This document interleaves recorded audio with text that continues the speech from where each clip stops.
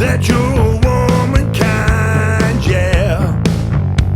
You've got to have time enough to help myself.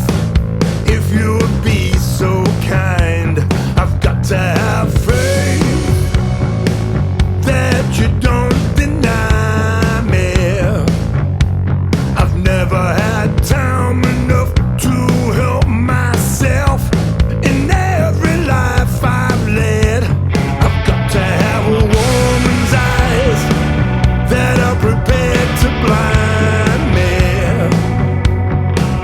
'Cause if a woman, she cannot find myself, I never want to see me again.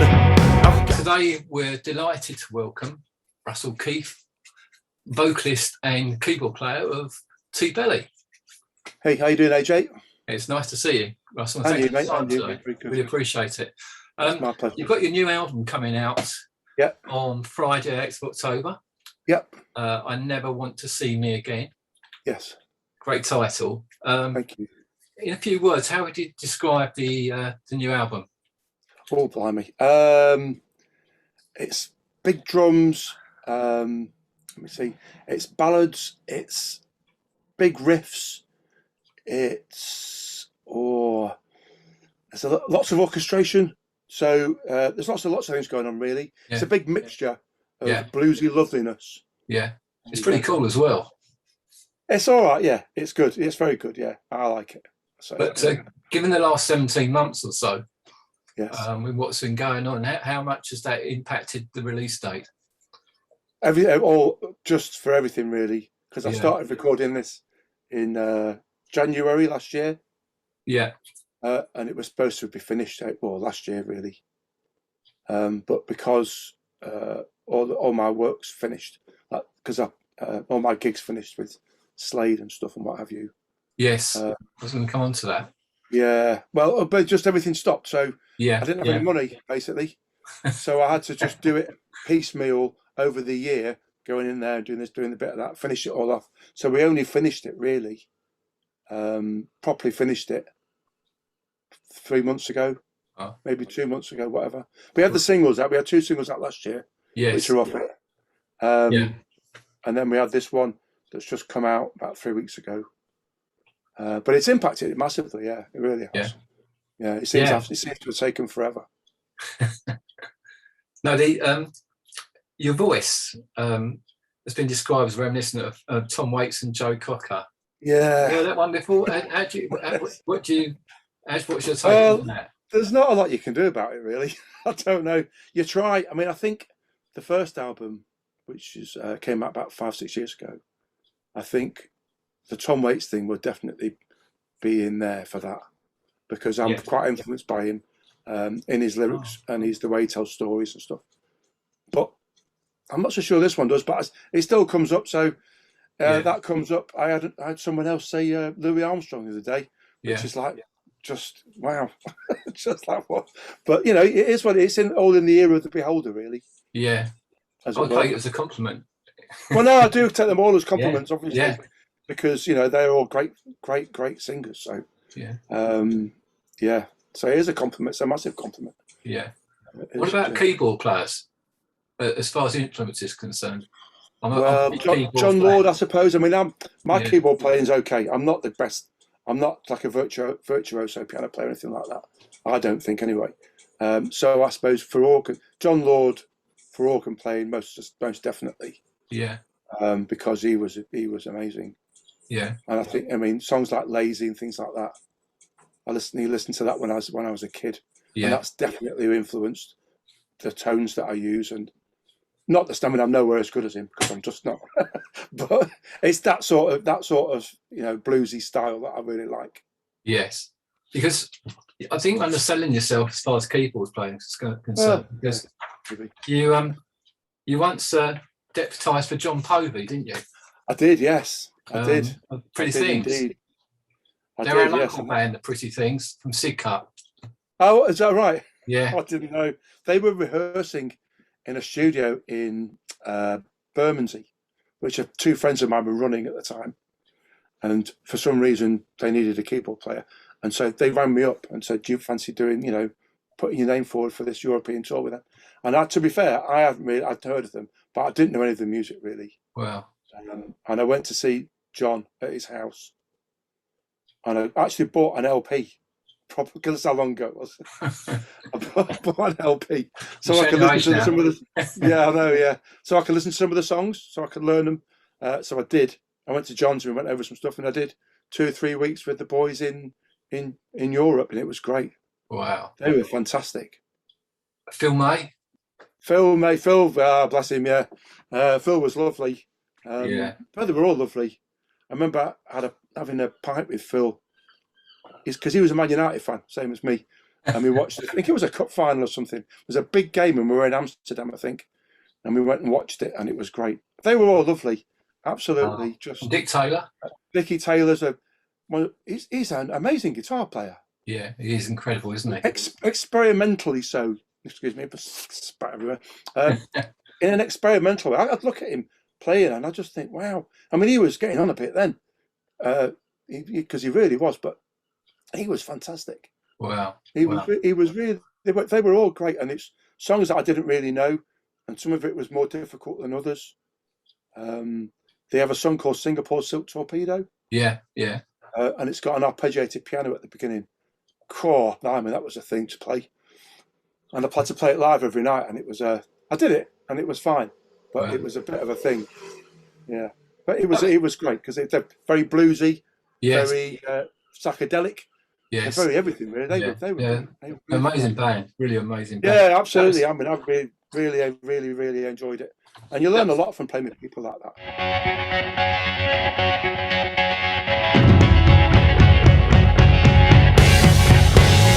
And I was in a band we were just four lads who lived in London, and we were signed to Polygram, and we had a single out.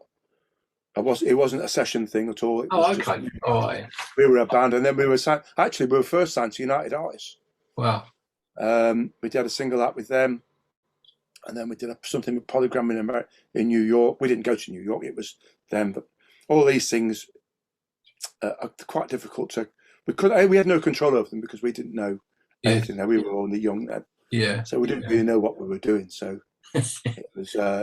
In fact, I think our first single. Leo Lyons from 10 years after he produced it. Wow.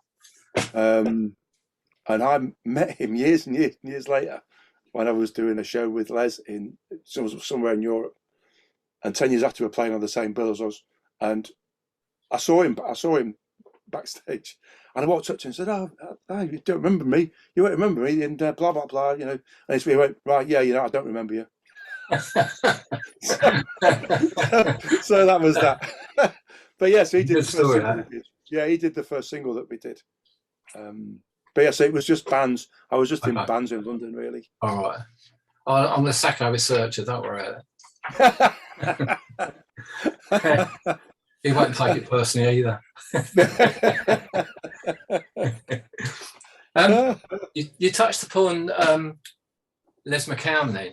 Yes. So I was really sorry to hear what happened to Les this year. It's very sad. I went to his funeral a few weeks ago. Yeah, it was. I hadn't seen it. I've seen him once in the last sort of 6 years since I left the band. Yeah, because I was with him for about 16 years. Really? Yeah, and we toured all over the world beefing up the Rollers stuff and doing a couple of original things and what have you. Yeah. Yeah, it was very sad when he died. Yeah, I'm sorry about that. Yeah, that's okay. That's okay. But on a lighter note, I understand that from your Bay City Rollers days, that one of the best songs that went down was your Killing the Blues. You used to do a duet with Les. Yeah, me and Les used to do it. Yeah. The band used to go and polish off the Jack Daniels while Les and I stayed on stage and did it as a duet. And we did it all over the world, and it was great. And it was well before Robert Plant and Alison Krauss did it. Yes. Because when that came out, yes, I remember hearing it on the radio.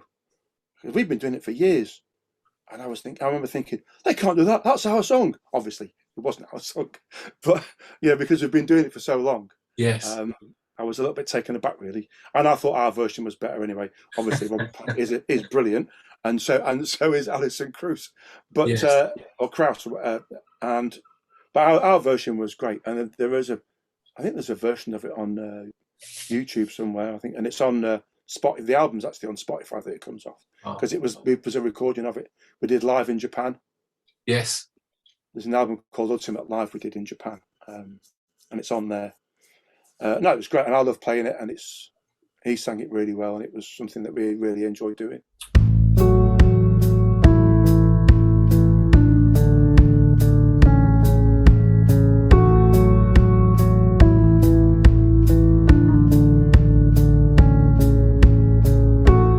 You mentioned them earlier on, and I suppose you could call it your day job. Is that correct with Slade? Yes, my day job. Yes, the day job with Mr. Hill. Yeah. And, actually, we did our first show last Sunday. Oh, you did? Where? Up in past Cambridge. I can't remember what it's called. Oh, okay. Wisbeach. Wisbeach. Yeah. Yeah. Because your German gigs were obviously cancelled, weren't they? Yeah, lots of things have been cancelled. We've had loads cancelled the last 2 years, last 18 months, should I say? And that was our first gig for 18 months. And that was a bit of a, whoa, this is how we do it, or how we don't do it. It was really good, actually. It was great to get back playing again. And Mr. Hill, how's he doing? He's doing all right. He's doing very well. As energetic as normal. He runs around like a 21-year-old. It's amazing. Yeah. Well, tell him that so much energy. Tell him that "Take Me Back Home" was the very first single I ever bought. Oh, was it? And I still got it on my my jukebox at the back here. Oh, that's the first song we do on the set, and it's the first song we do in the set, that one, and we do it in the original key as well. So it's a bit of a thing, because no one can sing that Noddy Holder. It's impossible. No. But in some of the keys that he sang in were amazingly high. But it's a great job. It's lovely. Yeah. I mean, why wouldn't you think it was great singing all those brilliant songs? No, exactly. I don't sing all of them by any means. Me and the bass player John Berry, we share the singing duties. I tend to sing the big rockier ones, if you like. But it's brilliant. I mean, who wouldn't me to, and being on stage with Dave and being with him is amazing. Yeah, I can imagine. Yeah, because he's great. He's really great. I mean, he's getting on a bit, bless him. But he's got more energy on stage than I'll ever have. Really, honestly, he runs around like a loony. It's great. Yeah, he's fab. Coming back to the album, Russell. Yes. As I say, it's out on the 8th of October. It is. As you said earlier, when you released some singles, and I noticed in the background behind you, you've actually got some the yes, bass mark. One of them's got to go in the loft actually, and I've converted the other one into a little tape. But the actual 3 singles had significant airplay and deserved airplay as well. Thank you. Worldwide. The other impressive thing to me was the actual quality of the videos that you produced. I filmed all of them on my phone, all the videos, on my iPhone. And that was years and years ago. When I'm not doing my music, if I've not got any shows, I work on television. Oh, okay. So I work on TV shows, and I was working on a show called Made in Chelsea. Yeah, really? And I was sat there doing nothing, which I used to do quite a lot. And literally, there was this ladybird running around this glass. So I just filmed stuff all the time, just anything, just in case I need it. And that was years ago, and that's what that became. Yeah. Because that was Walk With Me, wasn't it? That's the yes. One. Yeah. And that was the first single. Yes. And that was that was a great video. You have actually written music for TV dramas as well. I have, in the past, long time ago. I don't do it anymore, but I did for a kids' TV football thing for the BBC and a few adverts and stuff. But doing stuff like that, I don't do it a lot because you have to give it your all, and I'd rather put my all into the band, into band stuff, because it's as difficult getting gigs doing that stuff Yes. as it is doing this stuff. So you have to doing them both very hard, I think. Complimentary stupid facts all get thrown into the hat. They all lied like a slide trombone. It's like I said, I've got a tired of listening bone.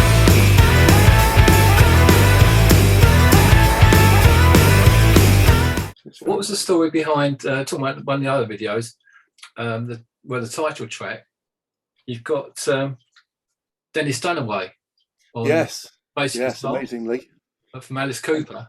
Yes, that's just, I still can't believe that I've got Dennis on that at all.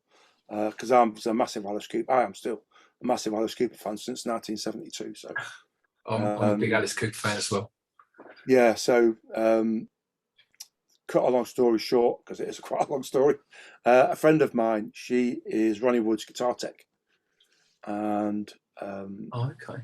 she came here with her husband, who's my pal, Andy, and they were at the same Alice Cooper gig that I went to when Dennis and Neil Smith and Mike Bruce played at Wembley. They came on to do like 5 songs in the middle of the show, and it was amazing because I'd never seen the original band before, and it was just gobsmackingly brilliant. And she was backstage, and I didn't know they were both backstage, and they told me 2 years later, "Oh, we were backstage." I thought, "Oh, you could have told me." And I'd written a song. Actually, it was the second single that I've in my head. Oh, I'd love Dennis Dunaway to play on that, thinking there's absolutely no chance in the world that I'll never get to meet him or anything like that. And when she told me she knew Dennis, Wow. I was straight in there. Like, you couldn't ask him, could you, if he might play on this? And months later, if they went to the Christmas pudding, Alex Cooper does a charitable gig every year called the Christmas pudding. People like Joe Bonamassa play, and all these big types get together and all do this charitable gig thing. And they went to that and spoke to Dennis and saw Dennis there. And he said he agreed to play on it because he'd heard it. But then we changed our minds about which track. Me and the producer changed our minds about which song we wanted him to play on. So I emailed him again and said, "Look, Dennis, we've recorded this one already. Would you play on this one?" Which was "I Never Want to See Me Again." And in hindsight, it was the better one for him to play on because it's nearly all bass. Yes. And he recorded it in the States. And yeah, and I was trying to say, I still can't believe it. No, I still can't believe it now. It's a really good track. In fact, thank you. Come back to the video. It's appropriate Alice Cooper got involved in it because it's quite scary, the video, and I understand Alice was very complimentary about it when he heard it. Yeah, I mean, blimey, yeah, because Dennis and Alice Cooper are still big pals and all their best mates because they grew up together, I think, if I remember rightly. And Dennis played Alice Cooper the second single, and then he told me, Dennis said, "Oh, I really like this," and he said, "Oh, by the way, Alice likes it as well." I nearly fell off my chair because it's like, Alice Cooper's one of my songs. Oh my god! And then luckily he said, "Well, maybe I'll play in the new one." So he played in the new one. He very graciously gave us a quote that I could use for the PR and stuff. Yes, yes. So yeah, it's just yeah. I mean, what can you say? I don't know. It's a dream. I mean, one of my heroes musically. Yes. And he's playing on. I'm still, even when I look at the album now, and I look at the name on the track list, and I look at the name, I'm still like, what? What's he doing on there? Yeah, it's been a couple of other guys who got involved as well. One of them is Will Wilde. Yes, and Will. Yeah, he features on the one of the other videos, which is the Tired of Listening Bone. Yes, yeah, he played on that, and he plays on another track as well. Yeah, he plays on one of the other tracks on the album as well, which no one's heard yet. And Will's a local Brighton guy. Of course, yeah, that's right. And I saw Will at Rambling Man a few years ago. Oh, he's great. He's brilliant. Yeah, he really is brilliant. He was good. And when I was gigging the last album a little bit, Will came and did a couple of shows. And he's a really nice bloke, and he's a great harp player. He's got a bigger pedal board than most guitarists that I've ever seen. His pedal board is massive; it's immense. But he's lovely. Yeah, he's really nice, and he did a great job. He did. And he played on. You alluded to it there. He played on "I Know You're Mine" as well, didn't he? Yep. And that also featured. Michael. Mike Ross. Yeah, Mike Ross. Yeah, young Mike, because he's a Brighton boy as well. Yeah, and yeah, Mike's great. He did shows. In fact, we did a band with Mike and Will doing some TBelly stuff, and it was pretty cooking. To be fair, it was very, very good. So I asked Michael if he'd play on that track, and he very kindly did. He played some lovely slide guitar on it. It's really great. Yeah, and he's a good bloke, Mike, and both him and Will are doing really well with their. Yeah, they are. Yeah, they're doing very well. Yeah, Mike seems to churn out albums by the day, doesn't he? Yeah, I don't think he sleeps. Thinking of the hope we had on the road to Mandalay. And if I could love you more than you know that I would say. One of the songs on the album is your protest song, which is quite appropriate for how things are at the moment in the world. Plastic Islands. Oh, Plastic Islands, yeah. Yeah. Well, it is really, isn't it? It's a big thing for me because I go diving, scuba diving and stuff. Oh, okay. I didn't. Well, I did. I haven't done it for a few years now, but I did it. We did it. Me and my partner did it quite a lot, and it's a big thing for me. So I didn't go out to write that, because I don't think anyone really does that. It just sort of came about that's what it became about. And it's like a lot of these things. You get the Plastic Islands bit comes first, and then you write the rest of it. Yes. And it is, because it's important, I think, for everybody. So you try and do your bit. Too bloody try and, make people aware of what's what. Yes. Can. But it's great. One of the things that, because of COVID and lack of money, I was going to go to, I think it was Hungary, I can't remember now, to record an orchestra for that. But I couldn't, because just couldn't afford it, and we couldn't go because of COVID. So I got there's a cellist and a violinist who live around here, cellist Jay Woodhouse, who's great, and they recorded their parts, and we embellished it with samples and things. So but it still sounds great. No, as I say, it's a great song. And talk about your protest song, but talk about personal songs.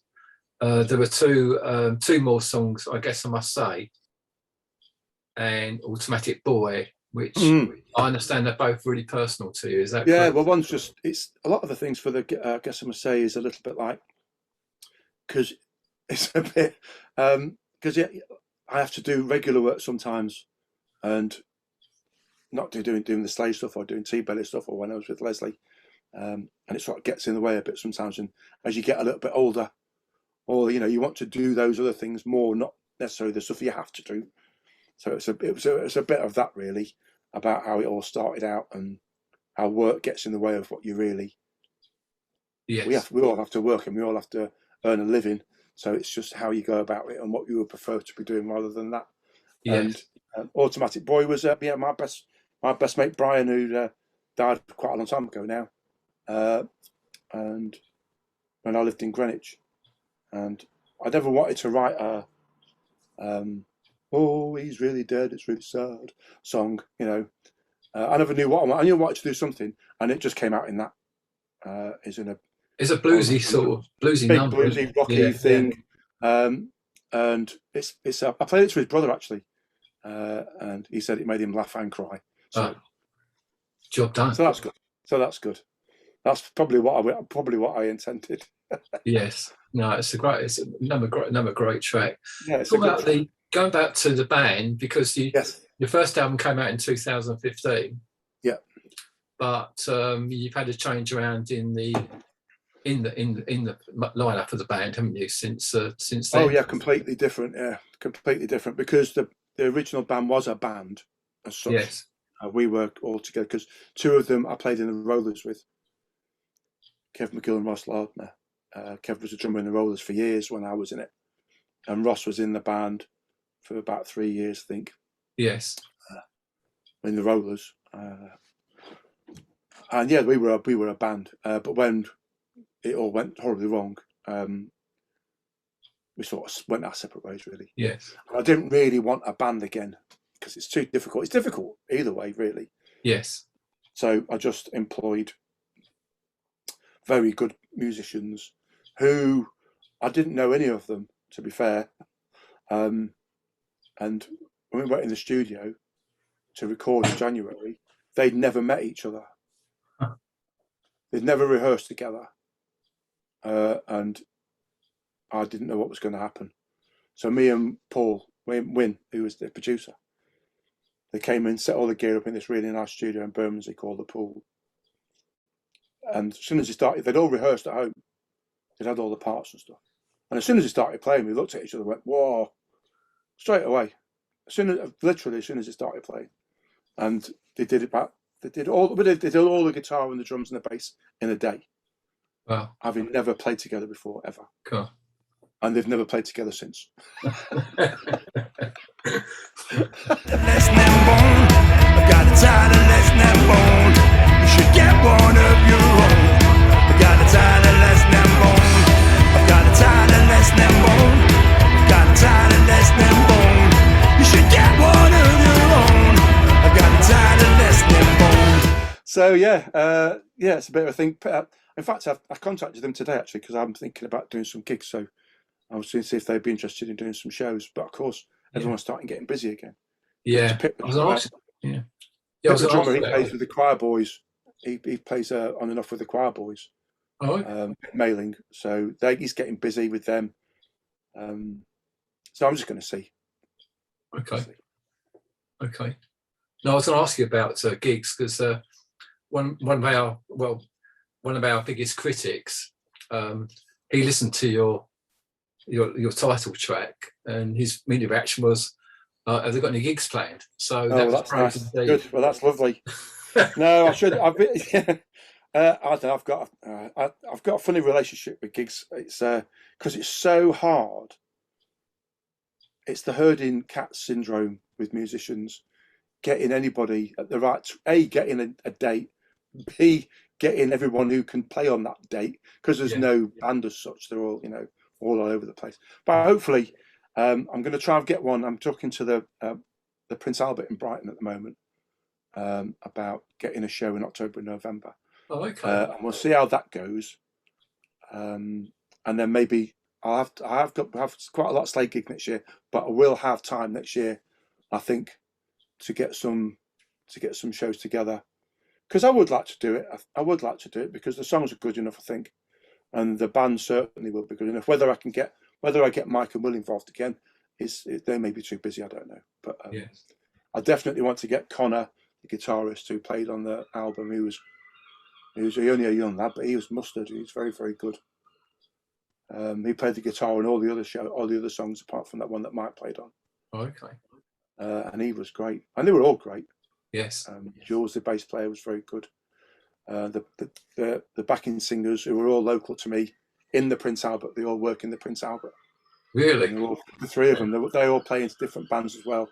Wow. And they're all great singers, really, really good singers. The Albert's it's a great place for music in Brighton. It's brilliant. In fact, one of the songs on the album is about the Albert. Freaky Boys and Freaky Girls. Oh, okay. It's about the Prince Albert in Brighton. Oh, okay. We'll have to head down to Brighton. I'll put me. The Albert's amazing. It's got a 100 capacity gig upstairs. Yeah. It's a very, very, very well known venue in Brighton. But I actually think I've been in there. There was a punk night down there. I went down there a few years ago. Oh, probably. Yeah. Undoubtedly there will have been. Yeah. Because they have gigs. Well, they did have every night. I mean, they are getting back to them now. Yeah. Because the other venue is the Comedia, isn't it? Comedia. There's loads. There's Comedia. There's the Hope and Ruin. There's there's loads of places. Yeah. And it's a bit of a hubbub for for music and stuff. Yeah. Of all different genres, you know. It's Yeah. not, Yeah. there's no one thing that sticks out particularly. Yeah. It's nice to have live music back. Yeah. Oh no, absolutely. And when we did that show on Sunday, we were all Yeah. very relieved and very excited, and and it was quite lovely to be back on the stage again. Yes. I'm not sure we remembered everything, but you know, it's the first gig back, and we were a little bit rusty, but only a little bit. Overall, we were great. It was, and we all really, really enjoyed it, I think, and I think the audience did as well, because I'm sure they did. It's from their side as well. You know, well, it's like anything. Yeah, it's like anything now with gigs, and like you talking about football earlier on. It's nice to get back to going to football, and you know, all those things. Just those things we've missed. Yes, I said,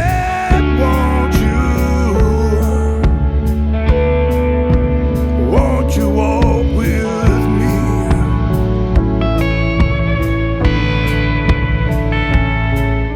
The same guy doing the recording that did the previous album, is that correct? Win, yes, Paul Winstanley. Win, yeah. Yes, he was the producer. He's the producer. He who should be obeyed. The shouter. The man who puts. You had him back. The man who puts most money in the swear box. No, he's brilliant. I mean, I've known him for quite a while now. He did some demos, TBelly demos, before the first album came out, down here in Brighton. We just got on, basically. Yeah, amazing. And I think one of the things that's really important when you're doing stuff like that is having someone that you can trust, and who's not going to give you any bullshit about what's good or what's bad. If they think it's a little bit shit, then they'll tell you. Yeah. They'll say that you can do that better, or why don't you try this? And then know when not to say that, and all that sort of stuff, really. Wow. And he's brilliant. He's really, really good. He's fantastic, and I love him to death. And he's we work very well together, I think, because we enjoy each other's company. Yes. And we don't suffer fools. He suffers fools a lot less than I do. So no, he's great. And he knows his onions, because a lot of it was recorded with a lot of analog gear. And it's in his philosophy, it's not about what you can do in the box when you're mixing it. It's about getting the product right in the first place. Yes. When you're recording it, getting that bit correct in the signal path, in the way you record it, in the microphones you use, and all this sort of stuff. If you get all that right, which he did, then mixing it, is a lot easier for him, because you've captured it all over there. Yes. You're not having to fix it all over here. Yeah. So that's what he did, really, and he's great. Yeah, he's really good. Going back to gigs, we actually, the Rinkney Rockers Club, we actually run one charity gig a year, and we need to get you guys to play in that, I think. Yeah, no, that'd be cool. When do you do that? Well, we normally do it around about November, December. We've done about 8 of them now. Cool. Adults with special needs. So we need to either get. Absolutely. Whereabouts is it? Well, believe it or not, we actually hold it in Mick Jagger Centre, where Mick Jagger went to school, in Dartford. Mick's, there you are. Mick, basically, bless him, he created this beautiful venue, which the community can use, and fantastic! We use it once every. So TBelly might end up there. You never know, or even. Slade. That would be cool. That would be cool. I know Slade. Cool. The Slade Christmas tour is in December. Yes. Hopefully. So December can be very busy. Yeah. Because hopefully that will go ahead, because we missed it last year. But of course, if I can fit anything in, even if I come down and do a couple on my own, I would definitely be up for doing that. I appreciate that. That's really kind of you. I think Slade tend to play the Orchard Theatre in Dartford. That's the one they normally. I've not played there with them. I played there with Les. Oh, really? Played at the Orchard with Les a long time ago. Wow.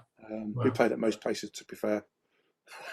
We played a lot of gigs all over the world. We used to play.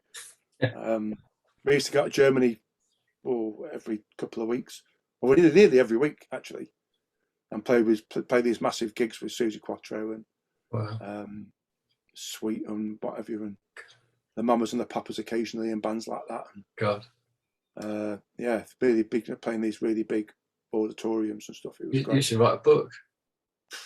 You can't put most of it in, though, unfortunately. It'll be a very short book. This happened, but I can't tell you about all this. Do a podcast instead or something like that. Yes. Yeah, I still don't think I could tell, even though, I'm not sure you could tell. Yeah, some of it you could. Most of it you couldn't, I don't think. Oh. All right, well, next time we do an interview, hopefully it'll be over beer rather than over Zoom. That would be amazing, yeah, because it's beer. Guinness is one of my favourite things. All right, then. Well, I'm sure I can buy you a Guinness, and I'll hear some of those stories you're not allowed to tell me over Zoom. Yeah, all right, that sounds brilliant. But it's been lovely to talk to you, Russell. Yeah, and you, AJ. Thanks very much, mate. Good luck with the album launch on the 8th of October. Thank you very much. You deserve it. It's a really good album. Thank you. As I say, we'll no doubt hear from you in the future.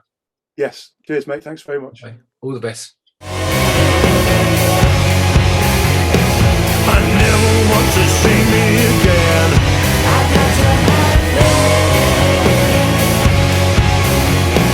I never want to see me again.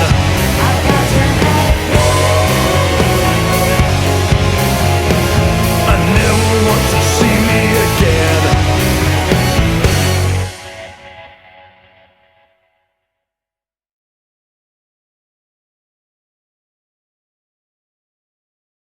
Thank you.